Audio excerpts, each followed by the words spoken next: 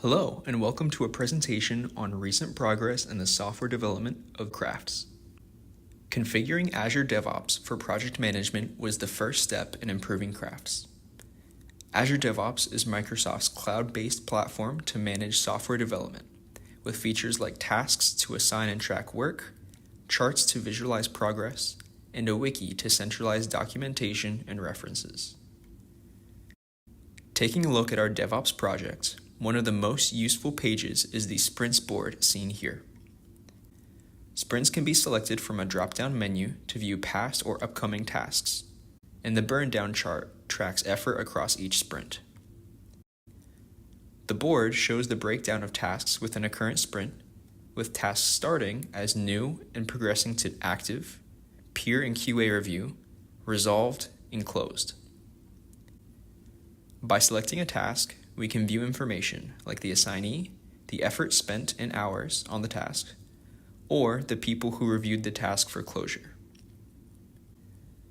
Moving on to other features, the dashboards page is also very useful for project management. As seen here, pie charts are being used to track task progress. The charts are split by task status, with resolved or closed tasks in green, while the ongoing tasks are red or orange. Finally, the Azure DevOps Wiki contains project information.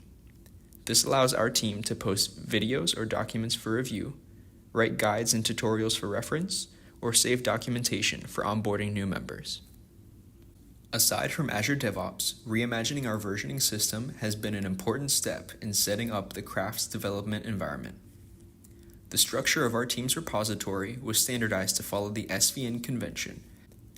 A naming convention was also set for revision tags to prepare for future releases. Finally, a Git repository has been made to migrate CRAFTS to a new versioning software. Starting with the old repository layout, only one branch was versioned and served as main. Development occurred on local working copies, which were committed to main. This caused a few issues, such as frequent conflicts resulting from working copies that were out of sync. According to the SVN convention, the new repo layout looks like this. There is a clearly defined main branch under trunk, while developers each have their own separate branches. There is also a directory for tags, which allows us to take snapshots of different versions of CRAFTS. As a result, work is no longer scattered across local, unversioned working copies. Combined with code reviews in Azure DevOps, the new repo structure keeps main clean and conflict-free. The naming convention for tags is shown here, which will be important after release of CRAFTS. By adopting SVN's conventional layout, it's possible to use SVN to Git transfer tools for migration to the Git repository.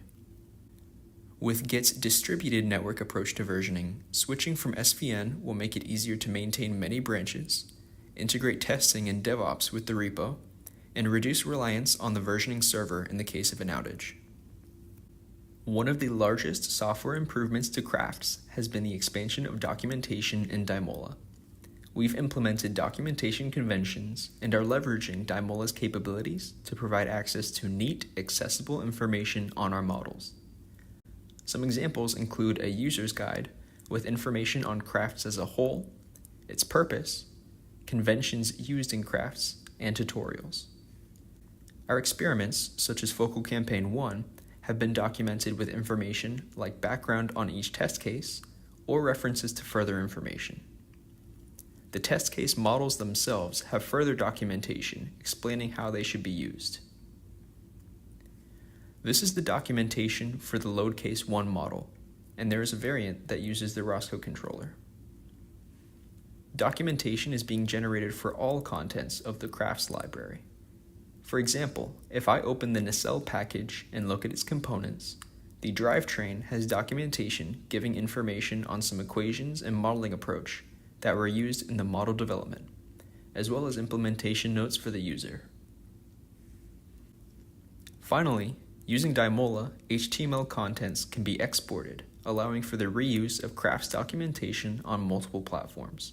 This is the result of the generated HTML file. In addition to the HTML documentation included in Daimola, Other efforts have been taken to document and organize models. For instance, the parameter windows of models have been organized to promote user-friendliness. Parameters are organized into tabs and groups, making them easier to locate. Some interactive features have also been added for a smoother experience.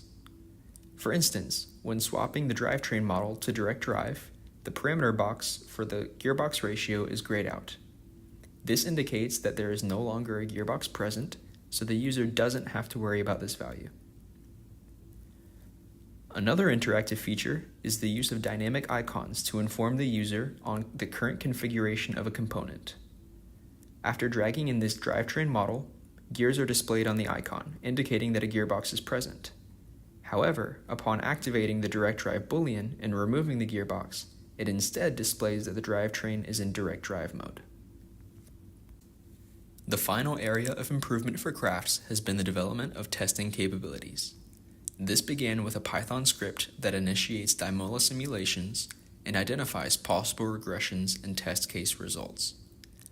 From this starting point, improvements were implemented by storing testing metadata directly in Modelica models and writing new Python classes to optimize our regression testing framework. This is the Python script that was developed to prototype automated regression testing using the Python API for Dymola. Calling it from the command prompt looks like this. We are given a message that the simulation was completed successfully from Dymola, and it also provides the output file path. As data is processed by the regression testing script, warnings are provided for potential sources of error or inconsistencies in the test.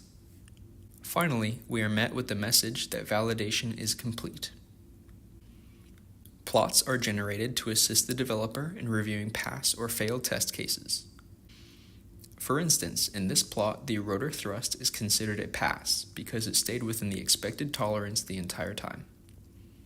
However, in this case, 2 instances of failure were detected, where the test case exceeded the expected bounds. Using this information and background knowledge in the simulation physics, the developer can determine whether the test case results are reasonable or not. In this way, regressions in model performance can be detected. Although the Python script is functional, it serves as a prototype and has room for improvement. For instance, YAML files are being used to track testing metadata and to manage the various files that form our testing infrastructure. This approach has proven difficult to maintain and cumbersome. So recent development efforts have focused on improving these aspects of the testing framework. As part of ongoing development, testing metadata is now being stored in Modelica models themselves, using custom annotations as seen here.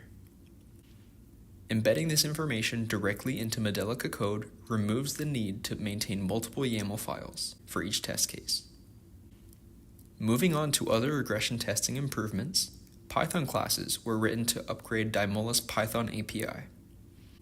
It provides minimal functionality like accessing the Dymola command line and starting or stopping Dymola processes, but leaves a lot of responsibility on the developer for menial tasks like initializing and terminating Dymola instances, cleaning up the working directory, or handling model paths within packages. To this end, CRAFTS' Dymola class module was created to wrap extra features that improve the ease of use while making advanced implementations, like automation or multi-threading, much more feasible. This snippet of code from Dymola class shows how a Dymola instance is initialized. In addition to Dymola class, the single test module was made to improve regression testing, with features like reading experiment setup from Modelica models, retrieval of Modelica class annotations, and handling some of the Dymola overhead. As seen here, the single test class takes parameters, allowing it to complete regression tests with full flexibility and customization. With the new Python modules powering CRAFTS' regression testing, running a test just takes 3 lines of code. Thank you for watching this video on the recent software development of CRAFTS. We look forward to continuing our advancements and making the best possible version of CRAFTS.